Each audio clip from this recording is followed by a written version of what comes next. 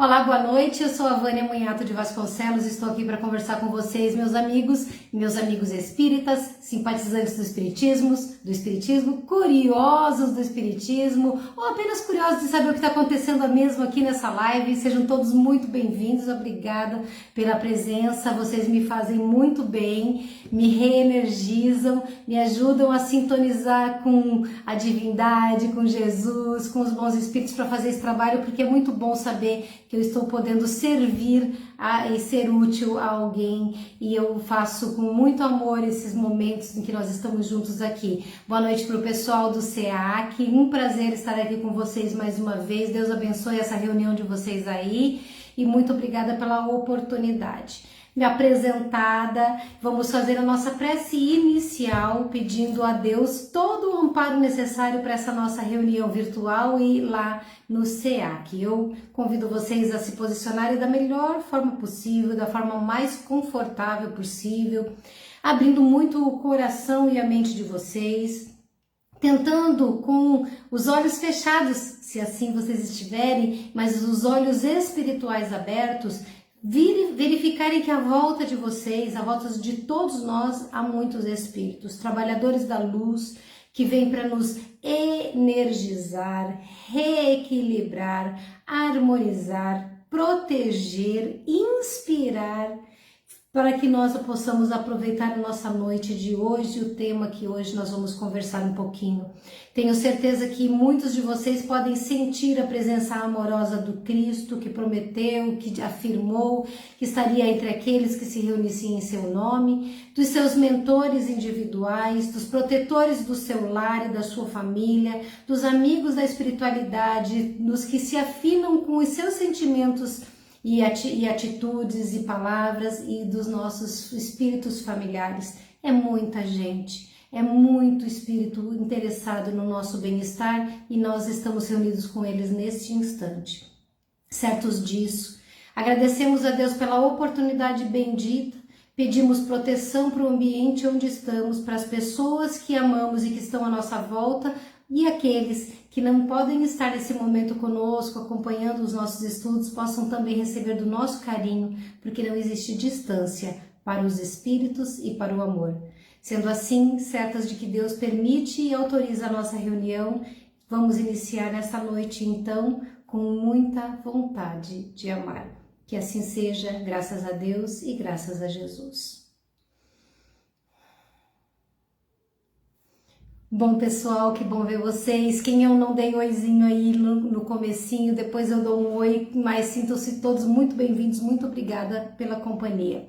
Vou conversar sobre um tema que o título foi colocado como Assim Procedo por Te Amar, mas ele vem de um texto que eu vou tomar a liberdade de ler para vocês o texto, porque eu posso contar a história, mas eu não contaria a história com a riqueza de detalhes que Chico Xavier trouxe das palavras do Humberto de Campos. Na verdade, ele assinou esse texto como Irmão X.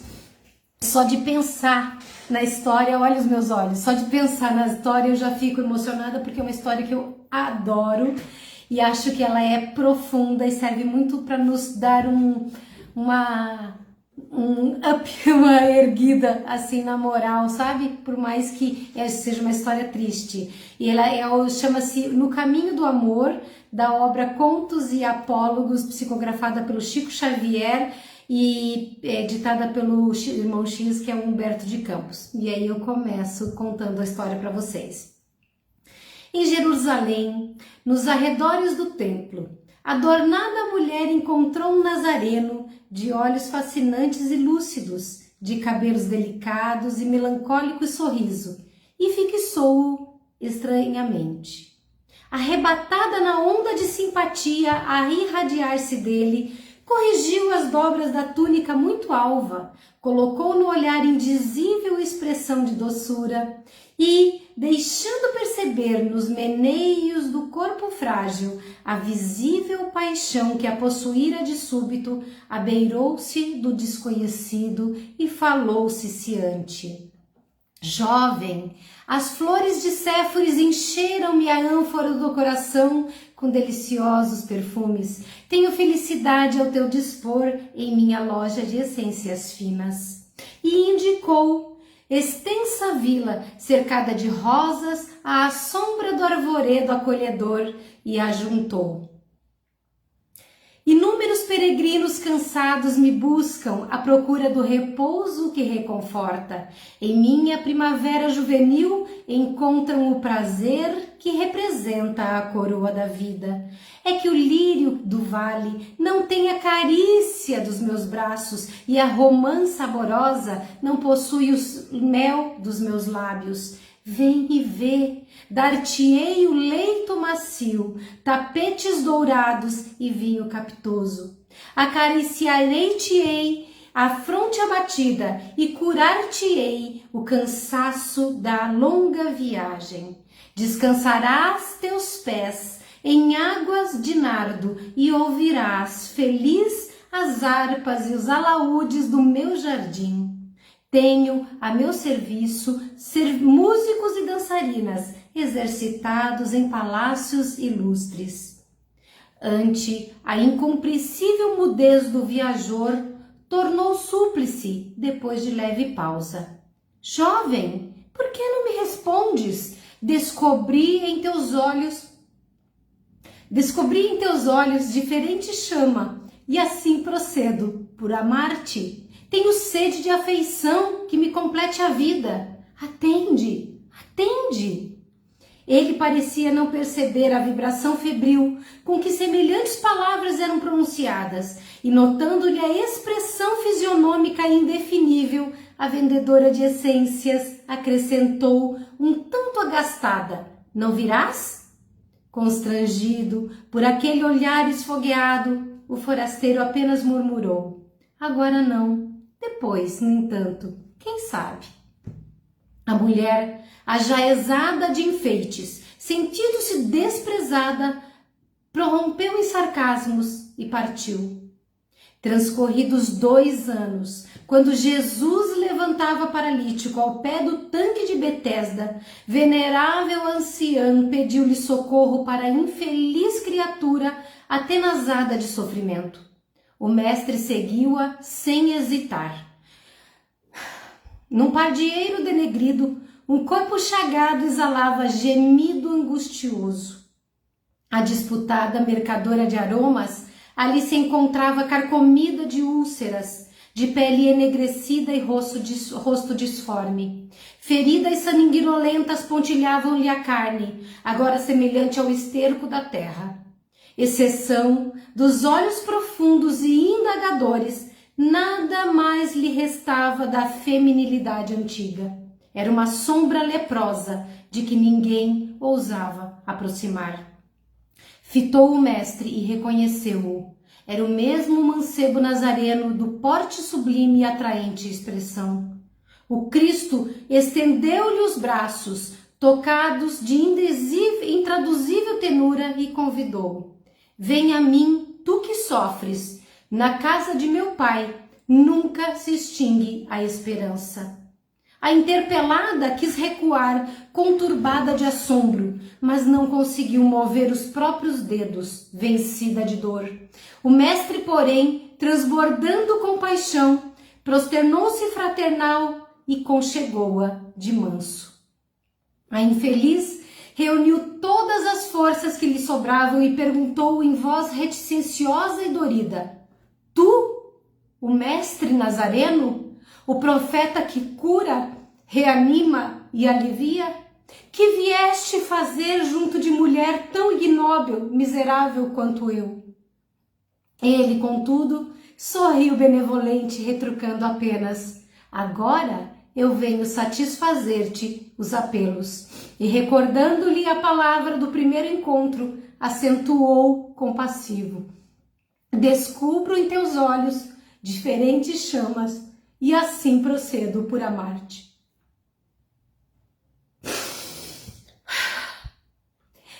Bom, não dá para fingir que eu não me emociono com essa história, né? Eu consigo vislumbrar essa história acontecendo, porque o irmão X colocou muito conteúdo, muito detalhe, muita riqueza, e a gente vê aquele homem lindo que Jesus tem parece ser na imaginação popular, na nossa imaginação, daquele jovem forte, alto, bonito, com aquele sorriso manso, aquela energia boa, e aquela mulher linda, mas de vida fácil, que no fácil não tem nada, e de repente ela se oferece com toda a paixão que ela tem àquele homem que não a rejeita, mas não a acompanha, e ele somente diz, quem sabe um dia. E o dia chega. Quando chega o dia? Chega quando a dor chegou. E a dor que transformou aquela mulher naquele trapo de gente, também foi a dor que transformou aquela alma pecadora em um outro ser, cuja chama de energia espiritual Jesus percebia que tinha mudado. Descubra em teus olhos diferentes chamas, diz ele, assim procedo por amar-te. Ela buscava nele o conforto de um colo forte e amoroso, daquilo que ela não encontrava no trabalho de vender-se naquela época, naquela vida. E ele encontra nela a beleza da alma que ele queria encontrar, que era uma alma que já pela dor tinha passado a se transformar. E aí a gente entra no tema propriamente dito, que se trata do sofrimento transformador que nós vivemos aqui na Terra. Nós primeiro vamos mencionar uma lei, que é uma lei natural, que o Espiritismo traz chamando de lei de causa e efeito. Mas eu não vou falar da lei de causa e efeito como fala agora, nesses primeiros momentos, como fala a doutrina espírita. Eu vou falar da lei de causa e efeito como menciona os evangelhos de Jesus lá no Novo Testamento. Percebam aqui as frases que eu vou pontuar para vocês, trazendo da onde que elas foram tiradas. Paulo em Gálatas diz o seguinte: porque aquilo que o homem semear, isso também colherá. Causa, semeadura, efeito, a colheita. Em Mateus, Jesus disse: embainha a tua espada, pois todos os que lançam mão da espada, à espada perecerão. Se nós ofertamos violência, nós recebemos violência também, porque é a lei de causa e efeito, e ela volta na proporção que nós fizemos e na proporção em que devemos ter aprendizado com aquilo. Nós já erramos e compreendemos, a dor não volta tão forte, porque não há motivo, mas se nós ainda permanecemos endurecidos, a dor vai voltar na proporção que nós causamos, para que ela seja impactante o suficiente para a gente perceber que estamos seguindo o caminho errado. Em João, Jesus diz: em verdade vos digo que todo aquele que comete pecado é escravo do pecado. O que significa isso? Que se nós nos vinculamos a algo, nós estamos presos a este algo até solucionarmos e rompermos esses laços. Como que a gente rompe com os laços do ódio, da mágoa, da inveja, do rancor e tantos sentimentos e ações negativas? Nós ficamos amarrados a isso. Então, o pecado é o erro cometido por nós, e a escravidão ao pecado vai nos carregar, vai nos empurrar, enquanto nós não conseguimos nos libertar desse pecado em nós e não conseguimos resolver corrigindo aquele erro. Então Jesus deixou muito claro: todo aquele que comete pecado é escravo do pecado. Em Mateus, novamente, nós vemos Jesus dizendo assim: em verdade vos digo que tudo o que ligardes na terra terá sido ligado nos céus, e tudo o que desligardes na terra terá sido desligado nos céus. Isso, obviamente, pode ser considerado sob o aspecto do amor, esse amor materialista, esse amor que é de propriedade, de posse, mais apaixonado, mais cheio de desejo, esse amor que não é o sentimento que nós estamos defendendo e tentando trazer para dentro do nosso ser espiritual. Não é este o amor que Jesus pregou e que Deus quer que a gente sinta, não é esse o amor que os Espíritos vêm tentar despertar em nós, mas esse outro amor materialista, esse desligou aqui na terra, desligou lá no céu. E ligou aqui na terra, virou amor de verdade, ligou lá no céu. Mas o que aqui nós também podemos interpretar em relação à lei de causa e efeito é que, lembrando uma outra passagem do Cristo que eu não trouxe expressamente, mas que vocês vão saber qual é, que Jesus diz para nós resolvermos as nossas dívidas enquanto estamos a caminho, porque senão nós estaremos vinculados com o nosso devedor ou vice-versa, porque nós não fomos capazes de perdoar. A lei de causa e efeito que nos vincula pelo acometimento do pecado e o pecado nos escravizando até que nos libertemos dele, ele vai nos conectar a esses seres ou a essas situações, a esses crimes contra as leis divinas que nós cometemos. Então nós precisamos fazer o que Jesus disse, ligar na terra o que queremos ligar no céu, desligar na terra o que não queremos que nos acompanhe. E muitas vezes a gente comete o mal, a violência, a agressão e fica construindo relações conflituosas que são de inimizade, de vingança, de perseguição, e a gente não sabe por que depois fica obsidiado, não sabe por que depois é perseguido, não sabe por que a gente não consegue proximidade com seres, energias positivas e boas, mas é porque a gente ligou a coisa errada e desligou, não desligou a coisa errada, tinha que ter desligado e ligado os sentimentos corretos, as condutas corretas. Em Marcos, Jesus diz ao paralítico: filho, os teus pecados estão perdoados.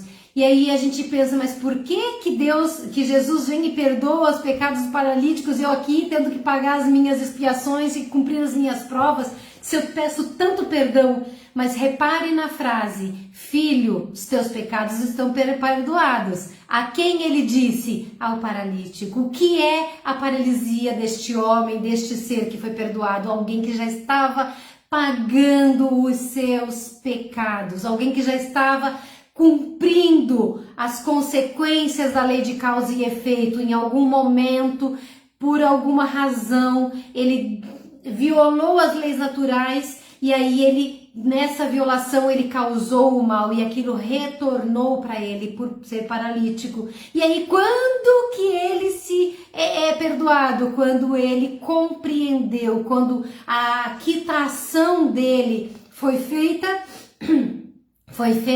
mas não só a quitação, também a compreensão, porque a gente tem que aprender com a experiência, não é só viver a experiência. Em João, Jesus também se manifesta. Diz assim Jesus, para a mulher adúltera, quando eles rodeiam na praça, os homens da época, e dizem, para testar Jesus, né? Se Jesus apedrejaria ou não. E aí eles colocam Jesus contra a parede, né? Se ele fala para apedrejar, então ele está violando o que ele diz sobre amar, perdoar, etc. Se ele fala para não apedrejar, ele está violando as leis judaicas. O que Jesus faz? Jesus não fala nem vai e nem não vai. Jesus não diz está certo nem está errado. O que ele fala para os homens? Aquele que não tiver pecados, que atire a primeira pedra.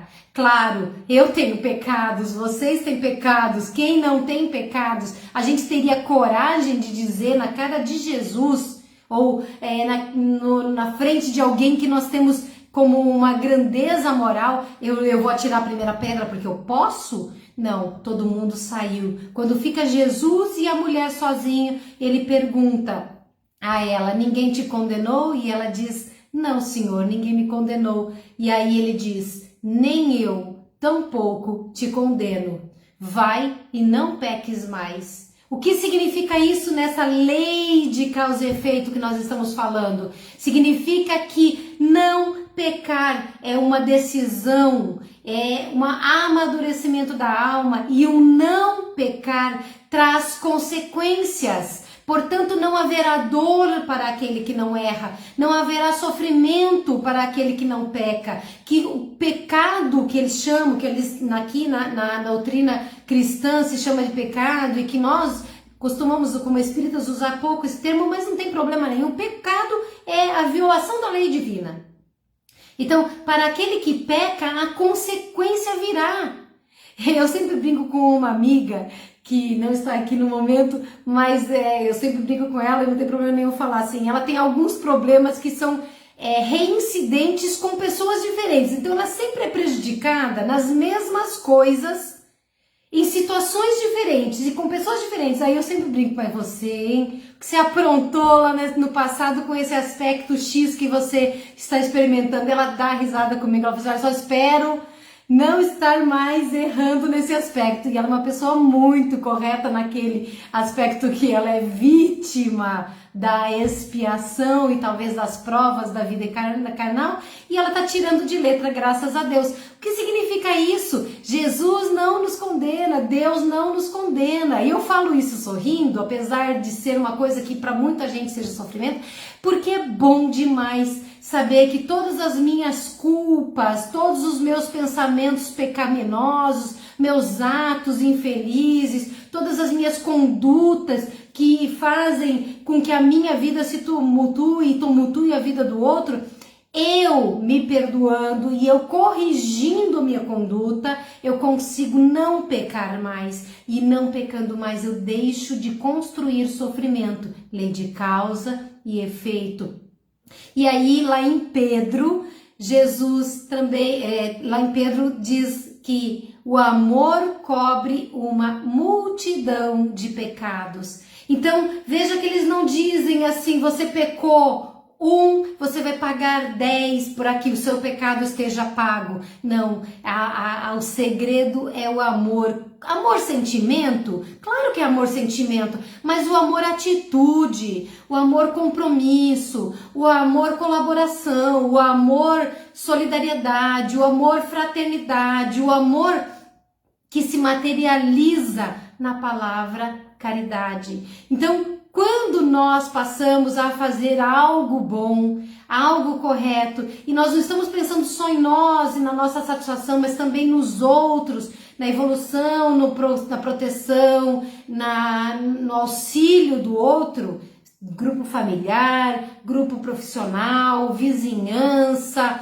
sociedade em geral, ou seja, fazer ao próximo o que gostaríamos que nos fizessem, nós estamos cobrindo uma multidão de pecados que nós cometemos em várias épocas e quiçá, talvez, muito provavelmente, nesta mesma encarnação que nós estamos vivendo. Lembrando que Jesus deixa sempre claro que a atitude do bem é necessária para a nossa evolução, que nós temos que andar mais 2.000 passos se alguém nos exigir 1.000, que nós temos que entregar a túnica se alguém nos exigir a capa. Jesus sempre vai nos estimulando ao amor e à doação. E eu até comentei com uma das minhas irmãs hoje de um vídeo que eu escutei sobre reflexões a respeito de pensamentos filosóficos hinduístas e de meditação, e eles estavam dizendo, eu até falei isso também na palestra de quinta-feira passada, que nós temos medo. Claro que eu tenho medo, vocês têm medo, nós temos medo da dor, da morte, do sofrimento, da separação, da solidão, da perda, da necessidade, a gente tem muito medo, mas a gente tem medo, e isso me trouxe muito esse vídeo que eu assisti à mente, porque nós não amamos a Deus o suficiente para acreditar nele de verdade. E nós não temos convicção de que não somos isso aqui. A Vânia, que vocês estão vendo aqui e ouvindo, e vocês estão aqui prestando atenção no que eu trouxe depois de preparar para vocês, essa Vânia é um personagem de uma vestimenta que envolve um espírito milenar e imortal que é muito mais do que esse corpo. E nós vivemos com tanto medo de sofrer, de ter dificuldades, de enfrentar o risco da morte, da fome, da doença, da perda, que a gente não consegue fazer o melhor, evitar o pecado, agir de forma correta e dizer assim, que seja feita a vontade de Deus perante as leis que Ele criou, porque eu sei que se eu passar por isso, é porque eu estou ajustando-me com as leis divinas. Se eu passar por isso, é porque eu estou partindo daqui, porque eu já não preciso estar aqui. E nós que ficamos querendo reter beleza, reter posição, reter bens materiais, reter a posse afetiva. Nós ficamos o tempo todo querendo só viver o material. E a gente tem que se libertar do material. Não é desprezo à vida, não é desprezo ao corpo, não é desprezo às coisas que nós possuímos, mas é valorar de forma correta aquilo que tem importância. Qual é a coisa mais importante? É eu ganhar o meu corpo e o meu status social, minha saúde, a minha vida longa, ou é eu ter um local lá do outro lado que lá sim eu enfrentarei a minha consciência de forma clara e transparente, lá sim eu enfrentarei todos os olhares daqueles que me amam e eu amo e daqueles que me cobram. Então, o que a gente quer? Então, a gente precisa começar a trazer mais para nós, principalmente agora na atualidade, que está tão difícil, né? Esse mundo está com tanta cobrança de mudança de conduta, tudo está errado, tudo é difícil, a gente discute, a gente briga pelas coisas mais tolas que vão passar, às vezes a gente se distancia por coisas que os outros estão só fingindo brigar. Quando, de repente, a gente tá aqui se digladiando e dando valor a coisas que não são as nossas lutas pessoais. Então a gente precisa entender o que importa de verdade. Eu me importo com a minha saúde, eu me importo com o meu corpo, eu me importo com a minha aparência, eu me importo com a minha família, eu me importo com a minha casa, mas eu me importo muito mais com o ser espiritual que eu sou e o que eu estou construindo. Eu estou pagando os meus pecados, eu estou conseguindo não construir novos erros e novos equívocos. Então o amor cobre, e aí fica a dica, uma multidão de pecados. E aí a gente dá uma puladinha lá do Evangelho, e aí vamos diretamente para a doutrina espírita mesmo. Lá Kardec trouxe para nós Livro dos Espíritos, pergunta 931. Os Espíritos explicam a Kardec que a Terra é um mundo de expiação. E por ser um mundo de expiação é que tem tanto sofredor. Eu falei agora há pouco de um monte de dificuldades e sofrimentos que a gente passa, das nossas problemáticas como seres humanos, como coletividade, e a maioria sofre. Ah, mas eu conheço alguém que não sofre. Não conhece? Provavelmente não. Porque aquele que parece não sofrer talvez esteja só sendo mais discreto, né? Eu não sou uma pessoa muito discreta não, todo mundo vê aqui quando eu tô mal, então, mas tem gente que consegue disfarçar, né? Não conta, não mostra, convive com aquilo sozinho, e aí a gente vai achando que tem gente especial, mas aqui é um mundo de expiação. E quem me escuta muito sabe que eu falo que eu acho que aqui a gente já é um mundo de regeneração, mas que a humanidade ainda não está regenerada. Isso não implica em dizer que não tem expiação aqui não, nós continuamos vivendo o eco, o reflexo do mundo de expiação que nós construímos, e a humanidade continua vivendo as suas expiações, que são os sofrimentos que nós angariamos desde o passado remoto. Então é um mundo de expiação. Sofrimento tem em todo lugar, liga a TV tem sofrimento, liga a rádio tem sofrimento, fala com o vizinho tem sofrimento, atravessa a rua, vê sofrimento, escuta uma música, vai falar a descrição de sofrimento, assiste um filme, tem miséria. Então é esse o nosso mundo.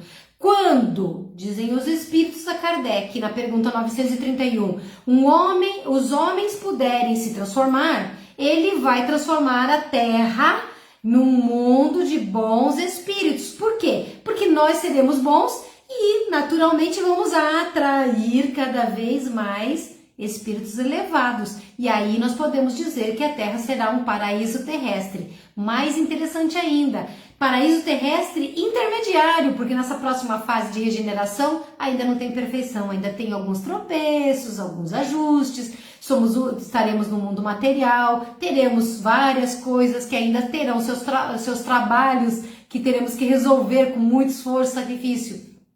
Mas vai ser melhor, porque haverá uma quantidade maior de pessoas bem intencionadas, dedicadas a fazer o melhor. Hoje a gente tem medo de ver o nosso filho ir para a rua sozinho e pensar, ele vai ter um mau exemplo do amiguinho que fuma, vai ter um mau exemplo do fulano que rouba, vai ter um mau exemplo do ciclano que comete uma violência.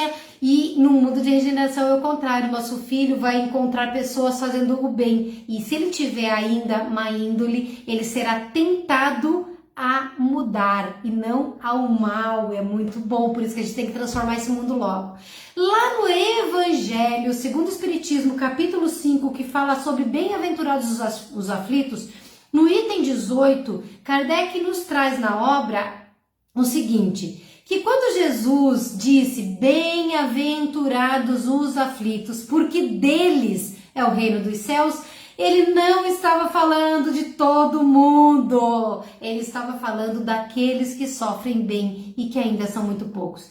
Não quer dizer que seremos excluídos, tanto não seremos excluídos que estamos aqui encarnados, porque deram para nós a oportunidade de, num universo de mais ou menos 40 bilhões de espíritos desencarnados, existe aqui na Terra quase 8 bilhões de espíritos encarnados, nós estamos aqui. Olha que privilégio que nós temos de estar aqui. Mas, então nós temos sim essa chance, nós não estamos sendo excluídos. Mas quando Jesus fala, bem-aventurados os aflitos, porque deles é o reino dos céus, está se referindo ao que sofre bem. Quem sofre bem? Quem não reclama, quem não lamoria, quem está lutando para ser melhor, quem está vivendo a sua expiação com o melhor esforço para aprender e resgatar aquilo que cometeu de erro, aquele que está se permitindo provar pela existência a provação da vida humana,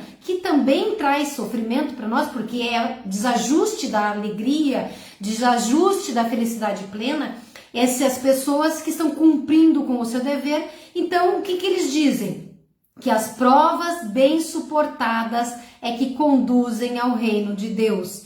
E que o desânimo é uma falta, uma fraqueza nossa. E Deus não privilegia, não premia fraquezas, né? Ele nos criou filhos dele. Ele nos criou como parte da sua obra. E nós temos potencial de luz, de energia, de amor e caridade que vão transformar o universo. Imagina eu aqui tão pequenininha, vocês aí tão frágeis também, assim como eu. A gente vai criar mundos, nós vamos gerenciar universos, nós vamos liderar humanidades. Gente, é isso que nos espera.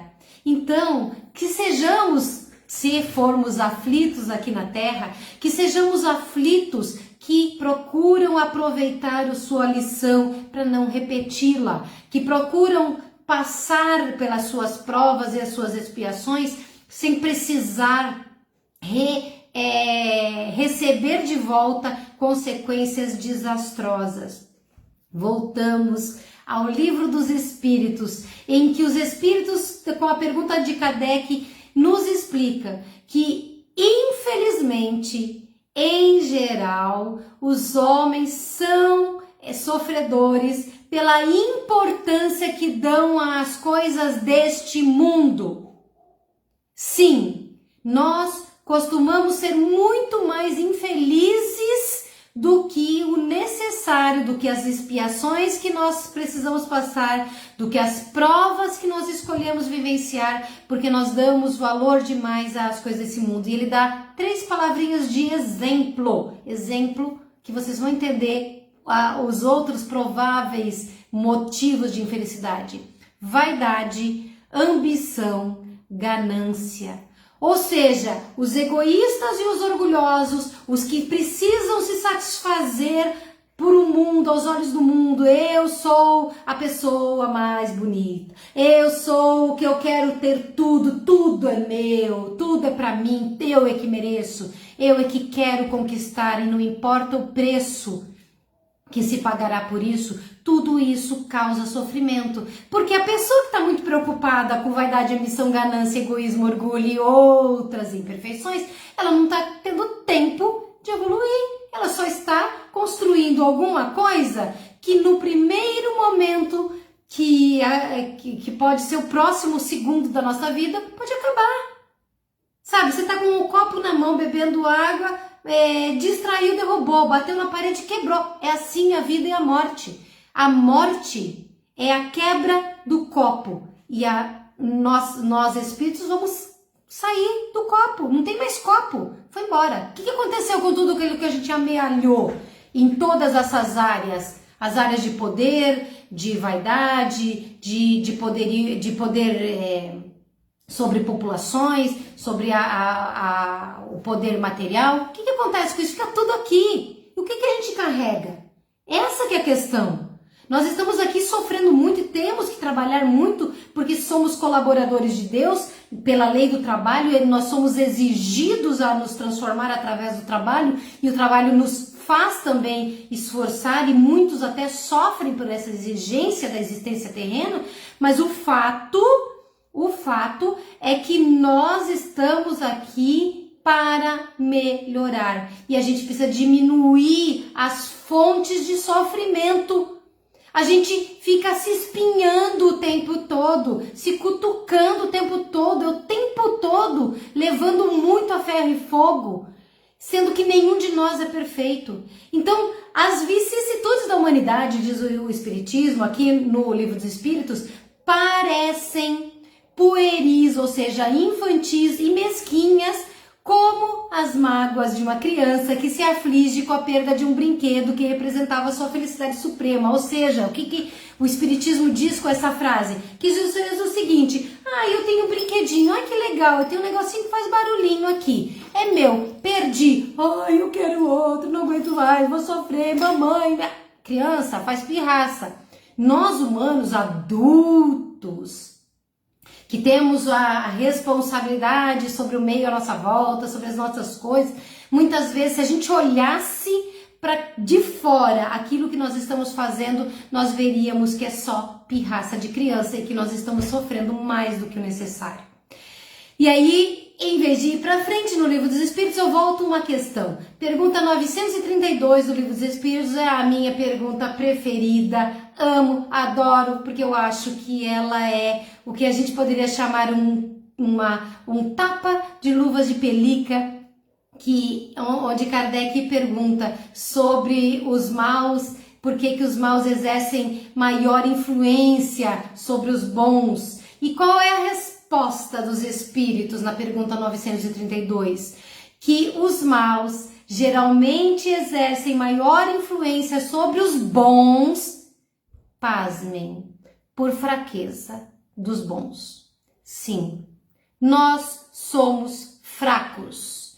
Nós, por fraqueza, não vencemos o mal e não conseguimos impedir o avanço da maldade e não conseguimos bloquear o assédio dos maus sobre as nossas vidas. Os maus, diz o Espiritismo, pergunta 932, são intrigantes e audaciosos. Eles não são tímidos, eles não têm nenhuma vergonha, eles vão e fazem. Então, os maus são intrigantes e audaciosos, os bons são tímidos.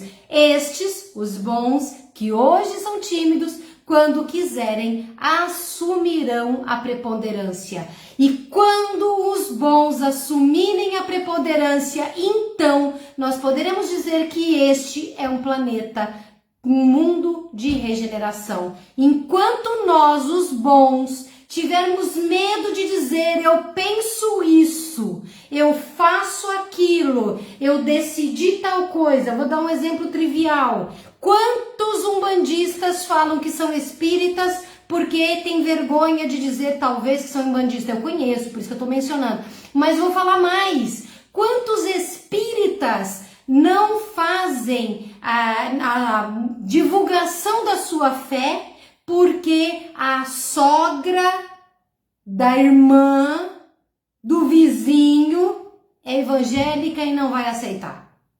Percebem o que eu estou dizendo? Nós precisamos parar de nos acovardar. Eu estou sendo um pouco mais dura do que foi o Livro dos Espíritos, porque ele falou de fraqueza. Eu falo já nessa altura do campeonato, veja, quase 160 e poucos anos, gente, que foi dito isso. A gente ainda tá assim, com vergonhinha de agir, com o mundo aqui cheio de mauzinhos pululando na política, nas artes, na religião, na vida profissional, nas vizinhanças, e nós estamos aqui não querendo melindrar o vizinho. Desculpa, parar de ser fraco. A gente precisa parar de ser fraco, a gente precisa ser mais corajoso.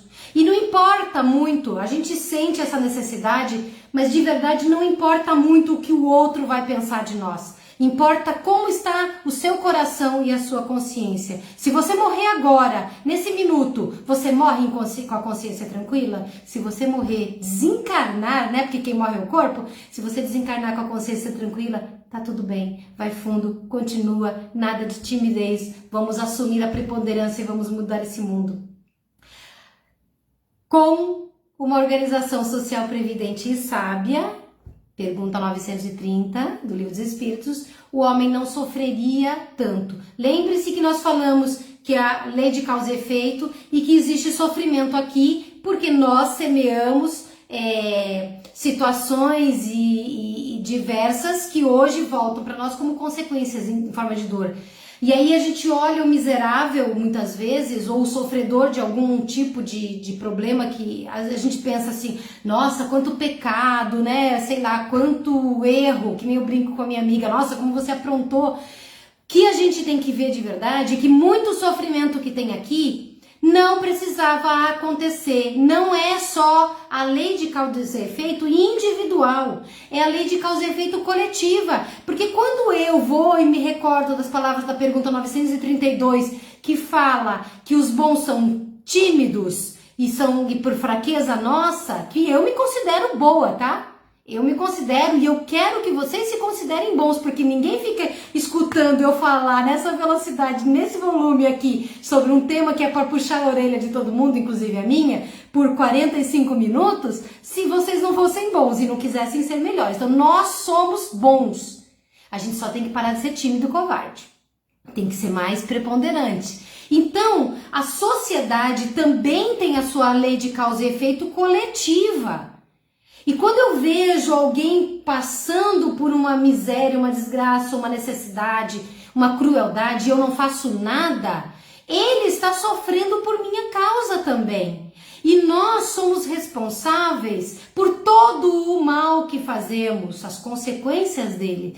E somos também beneficiados por todo o bem que fazemos, a consequência desse bem. Mas nós somos responsáveis e arcaremos com as consequências do bem que poderíamos ter feito e não fizemos. E desse bem que não fizemos, se nascer o mal, a responsabilidade também é minha. Nós temos que assumir um compromisso social e não é de julgamento do que pensa o outro. Nós passamos muito tempo tentando acomodar as diferenças. Não é essa a questão é de atitude. É super fácil chegar na frente do computador e criticar a frase de um e a atitude do outro. O que você fez para mudar isso?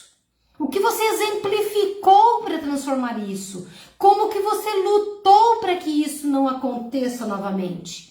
Essa que é a questão.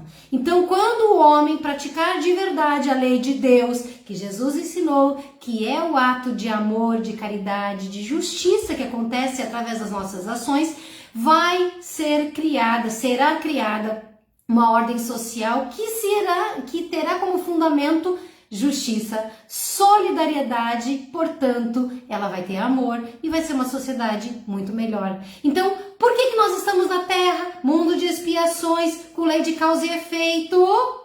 Vamos lembrar lá da mercadora de sonhos, convidando Jesus para ir para a sua vila?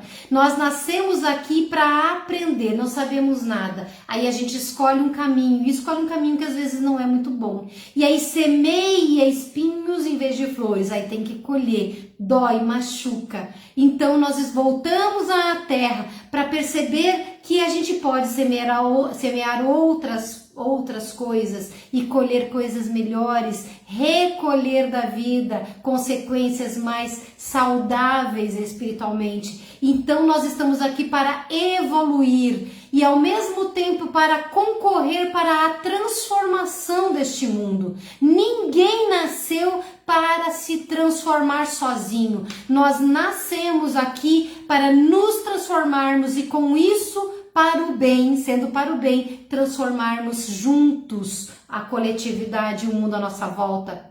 Nós, espíritos, nos sujeitamos à lei de causa e efeito através da lei de reencarnação, ou seja, nos submetemos às expiações e provas, sendo que as expiações, que nós podemos entender como as nossas dores atuais, elas apontam para o nosso passado. Eu preciso resgatar e compreender por que não dá para fazer isso mais. Não faz bem, doeu no outro porque dói em mim. E as provas que nós podemos dizer que seriam o sofrimento, sim, as mesmas questões que nós vivenciamos aqui, mas de uma forma um pouco mais resignadas, quando nós temos mais coragem de enfrentar, porque estas provas, o que uma prova na escola faz? Ela quer saber se o aluno pode passar de ano. As provas que vivemos aqui são para mostrarmos se nosso futuro como será. Ao construir uma vida numa encarnação, nós estamos limpando e corrigindo o nosso passado e nós estamos construindo o nosso futuro.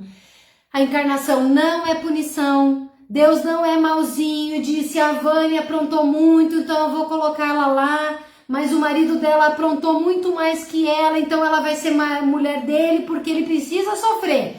Não é isso. A vida é educativa e a vida é uma disciplina que nós temos que aprender para nos desenvolvermos. Sofremos sim, mas sofremos porque somos imperfeitos. Graças a Deus somos imperfeitos, porque significa que Ele nos deu lá no passado no momento de criação, Ele nos deu o infinito inteiro, o universo inteiro, para que a gente se transformasse. E se eu sou imperfeita agora e já sei gastar o meu domingo à noite investindo na contribuição com a sociedade através das palestras que eu preparo, por exemplo, e vocês conseguem fazer os seus gestos de amor e as suas doações e as suas participações sociais, que são coisas boas, quer dizer, nós somos imperfeitos, mas a gente já está a caminho, então vamos acelerar a velocidade. A dor, ela precisa ser aquele despertamento que faz com que a gente adquira equilíbrio na evolução. As provas são resgates que nós escolhemos. Eu acho que eu era muito orgulhoso, muito orgulhosa, agora eu quero passar por determinada situação, porque se eu passar, eu vou provar que eu já não sou tão orgulhoso, que eu já aprendi um pouco de humildade. E os espíritos conscientes, eles escolhem as suas provas com o auxílio e o apoio de espíritos mais evoluídos que o ajudam. E os espíritos não tão conscientes, eles vão obter ajuda para vir resgatar através da expiação aquilo que foi semeado no passado. Sempre nós temos auxílio. Nós, se não tivéssemos a dor, se não tivéssemos o sofrimento, se não passássemos pelas dificuldades, teríamos no repouso o enfraquecimento do corpo e o entorpecimento da alma. Teríamos almas mais endurecidas e corpos fracos. Portanto, se você sofre, perceba como você pode fazer para sofrer menos, para aprender mais, mas considere que Deus está confiando de que você está prontinho para resgatar tudo e mostrar para Ele que você pode continuar, que você não é mais fraco, que você não vai querer mais ficar num mundo de expiações e vai ficar aqui na Terra, porque a Terra está no seu primeiro passo na jornada da regeneração e a gente tem que querer ficar aqui. Todo esse tumulto que em poucos anos da nossa vida na Terra aconteceu de um dia para outro, tudo tá anormal, tudo é diferente, o que era certo agora é errado, o que era errado agora é certo, eu já não sei mais o que faço, o que penso, o que falo, para onde vou. Tudo isso é reflexo dessa dor coletiva, desse sofrimento coletivo, consequência da lei de causa e efeito, do que nós estivemos fazendo, quanto nos desenvolvemos e o que deu para fazer até agora. A gente não andou rápido o suficiente? Vamos lá, agora chegou no tempo de amadurecer e a dor veio como uma melhor amiga para nos empurrar, para que a gente não precise cair num mundo inferior de expiações ou até primitivo, dependendo da nossa índole. Então, bem-aventurados os aflitos, bem-aventurados aqueles que têm a oportunidade de provar a sua fé, a sua firmeza, a sua perseverança, a sua submissão à vontade divina e a sua vontade de mudar. Porque tudo isso que nós estamos passando agora estão sendo novas semeaduras que nós estamos fazendo e que vamos colher. E tomara que sejam de muitas flores perfumadas, cheias de alegria e de bênçãos. Certo? Eu não encerrei nesse certo. Pareceu, mas não é. Eu vou encerrar dizendo uma outra coisa. Nós estamos no caminho do amor. Como no texto que eu trouxe para vocês lá no começo, Jesus disse: vem a mim, tu que sofres, na casa de meu Pai, nunca se extingue a esperança. E nós, nesse momento, nos ajoelhamos aos pés do Cristo e dizemos: que vieste fazer junto de pessoa tão miserável como eu? E Ele olhará para nós, está olhando nesse momento e dizendo: eu descubro em teus olhos diferente chama, e assim procedo por amar-te. E assim, eu tenho certeza que vocês estão sendo abraçados por um grupo gigante de espíritos que ama muito vocês, que nos ama, que estão dizendo: vocês estão indo bem, mas dá para melhorar. Vamos continuar, nós estamos juntos.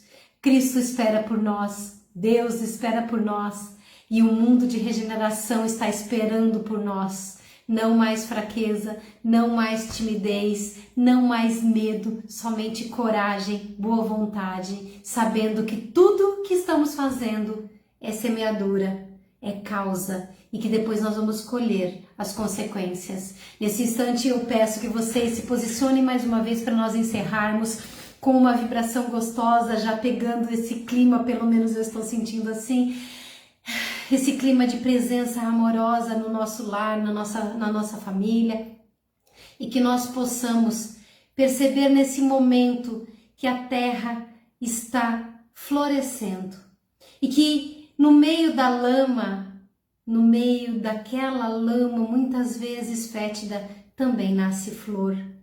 Que nós sabemos que existe até a flor de lótus, ela nasce exatamente num lugar que é muito...